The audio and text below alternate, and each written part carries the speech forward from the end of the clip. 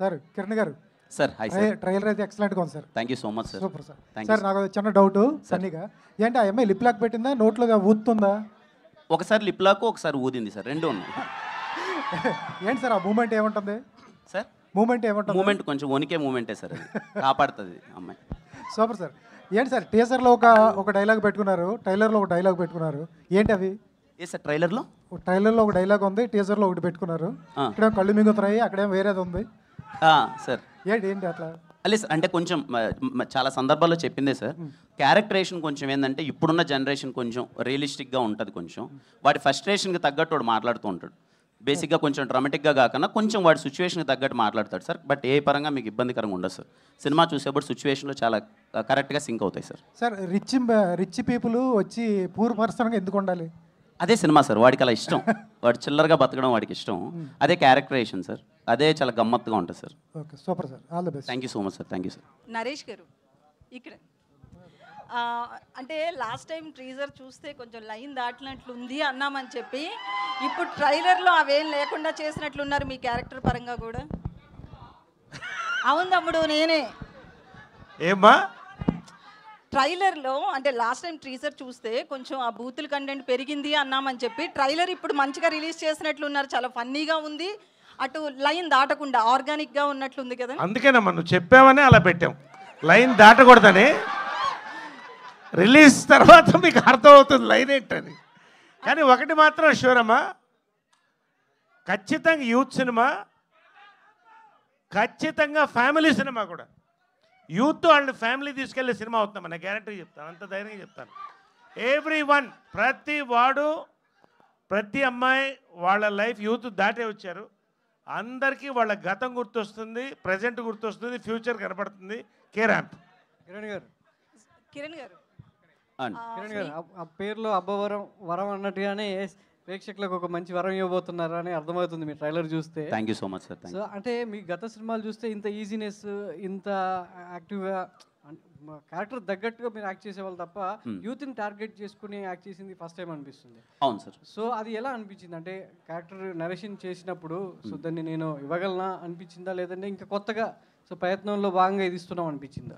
లేదు సార్, ఇది నాకు చాలా ఇష్టమైన థింగ్ సార్, చాలా ఎనర్జెటిక్గా చేయడం, ఇలా చేయడం అన్న చాలా ఇష్టమైన థింగ్. మేబీ కొన్ని క్యారెక్టర్స్ వల్ల, కొంచెం డీసెంట్ క్యారెక్టర్స్ వల్ల దాంట్లో మధ్యలో చేయలేకపోయాను. మళ్ళీ నాని ఎప్పుడైతే ఈ క్యారెక్టరేషన్ తీసుకొచ్చాడో దీంట్లో స్కోప్ ఉంది సార్, నాకు ఇంత ఈజీగా కానీ ఇంత పర్ఫామ్ చేయడానికి స్కోప్ ఉంది. Thanks to Nani sir.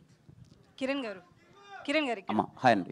మీరు పవన్ కళ్యాణ్ గారు ఓజీకి ప్రీ రిలీజ్కి వచ్చినట్లుగా మీరు రెడీ అయ్యి వచ్చినట్లుంది, వాళ్ళే సూటు డ్రెస్ అంతా ఇచ్చారు అని చెప్తున్నారు. నాకు మధ్యాహ్నం వరకు తెలియదండి, చెప్పాను నేను ఎప్పుడు మీరు గమనిస్తే ఏదో చెక్ షర్ట్ వేసుకొని నార్మల్గా వస్తాను, మా హీరో ఇలా ఉండాలని చెప్పి మా ప్రొడ్యూసర్ గారు కాస్ట్యూమ్ పంపారు, వేసుకొచ్చాను.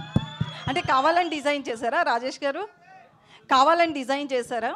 ఇదిగోండి మీ ఇద్దరం వేసుకున్నాం, హీరో గారు, నెక్స్ట్ ఈవెంట్లో మా డైరెక్టర్ గారు, అందరం వస్తాం.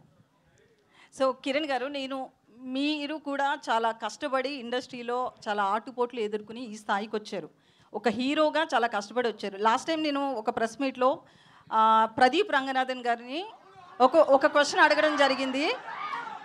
హీరోగా ఆయన చాలా కష్టపడి వచ్చాడని, ఆ కష్టాన్ని చెప్పాలి అనుకున్నాను కానీ ఆయన్ని డీగ్రేడ్ చేయాలి అనుకోలేదు. ఇప్పుడు మీరు కూడా సేమ్ అట్లనే ఎలాంటి బ్యాక్గ్రౌండ్ లేకుండా ఒక ఇండస్ట్రీలో ఒక సక్సెస్ఫుల్ హీరోగా రన్ అవ్వాలి అంటే అది ఆషామాషి కాదు, మీరు చాలా ఫేస్ చేసి వచ్చారు. ఏం చెప్తారు దాని గురించి ఒక హీరోగా? నన్ను అడగండి అమ్మా, పర్లేదు, కానీ పక్క స్టేట్ నుంచి ఒక హీరో వచ్చినప్పుడు అలా కించపరిచే క్వశ్చన్లు అడగడం మంచిది కాదని నా ఫీలింగ్. తప్పుగా కాదు. నన్ను అడిగితే మీరు కానీ నేను కానీ మనం అవుటమ్మా. మీరు నన్ను ఒక మాట అన్నా పడతాను, నాకు ఏదైనా ఒక మాట చెప్పినా పడతాను. పక్క స్టేట్ నుంచి ఒక హీరో మన దగ్గరకు వచ్చినప్పుడు మీ లుక్స్ ఇలా ఉన్నాయి ఏంటి అని చెప్పి అలా కించపరచడం అయితే నాకే చాలా బాధగా అనిపించింది. పూర్తిగా విన్నారా కిరణ్ గారు? మీరు క్వశ్చన్ చాలా మంది కట్ చేసి పెడుతున్నారు, అది విన్నారా పూర్తిగా? చాలా మంది జర్నలిస్టులు కూడా ఒక పిఆర్ కంటెంట్ని యాడ్ చేయడం కోసము జర్నలిస్టులో ఎంకరేజ్ చేసి ఏదో చేస్తున్నారు. ఓకే, అదంతా వేరే విషయం. అసలు క్వశ్చన్ పూర్తిగా విన్నారా? కట్ చేసిన క్వశ్చన్ విన్నారా? మీరు అన్నదమ్మా ఇప్పుడు లేదు, నేను పూర్తిగా విన్నానమ్మా.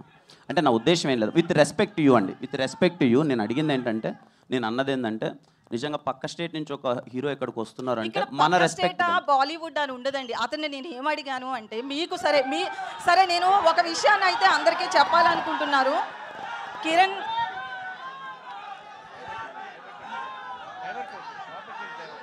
ఒక్క నిమిషం, సారీ అండి, సారీ, మీరు అడగండి ప్లీజ్, మీరు అడగండి, నేను ఒక హీరో కష్టపడిన దాన్ని చెప్పించాలి అనుకున్నాను, కానీ ఆయన నేను తక్కువ చేయాలనే ఉద్దేశం నాకు లేదు. ఇది మీరు ఒక కష్టపడిన హీరోగా మీకు తెలుస్తుంది కాబట్టి మాత్రమే నేను ఈ రోజును కూడా మిమ్మల్ని అది గుర్తు చేస్తున్నా అంతే, ఇంతకు మించి ఇక్కడ ఏం లేదు. Thank you. నరేష్ గారు సార్ ఇప్పుడు